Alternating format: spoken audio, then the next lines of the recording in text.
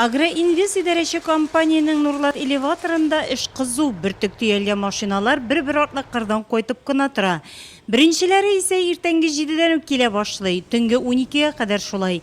Әлегә элеваторда көзге уҗым культуралары, арыш, бодай кабул ителә. Башка елларга караганда бертөк чиста, коры. Урожай нынче хороший. Уңыш быел бик яхшы, иң мөһиме ташып өлгәтергә кирәк. Быел шатланырга була. Суктырылган яңа уңышның ашлыгын кабул итү элеваторның төп йөрәге лабораториядан башлана. Биредә эшләүчеләрнең хезмәте бик җаваплы. Машина килеп туктауга алдан анализга проба алына.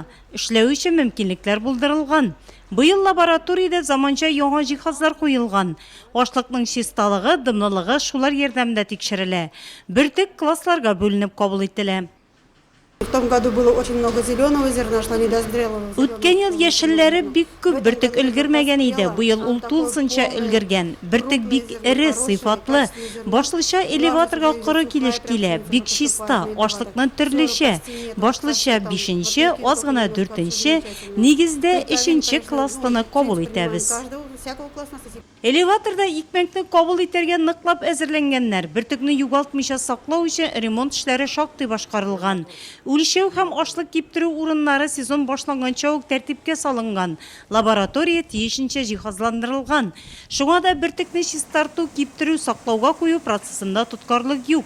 Эшче куллар җитәрлек. Кырдан кайтарылган ашлыкны территориядә озак яткырмыйлар. Тиз арада чистартып, складларга урнаштырырга тырышалар.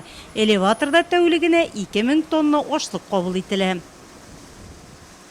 Быел икмәк бик матур, хозяйстволардан тоже икмәкне былай яхшы китерәләр, чиста китерәләр. Тырышабыз. Монда, конечно, оборудование әзрәк жаңартырга тотындык инде. Менә бер жаңа китерә торган җайлама сушилка дип атыйбыз инде, шуны жаңаны куйдык. Ашлыкның кырдагысы түгел, амбардагысы ашлык ди халык. Шуңа күрә дә элеватор җитәкчелеге һәм биредә эшләүчеләр бертөкнең берсен генә дә югалтмыйча саклауга куярга тырыша.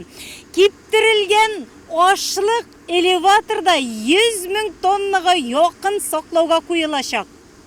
Беренче уңышны элеваторда 15 июльдән кабул итә башлаганнар. Тәүлек дәвамында эш бердә тукталып тормый. Гәрәбәдәй бертөкне үз вакытында урнаштыру мөһим. Игенчеләребезнең ел буена тир түгеп куйган хезмәте бит ул.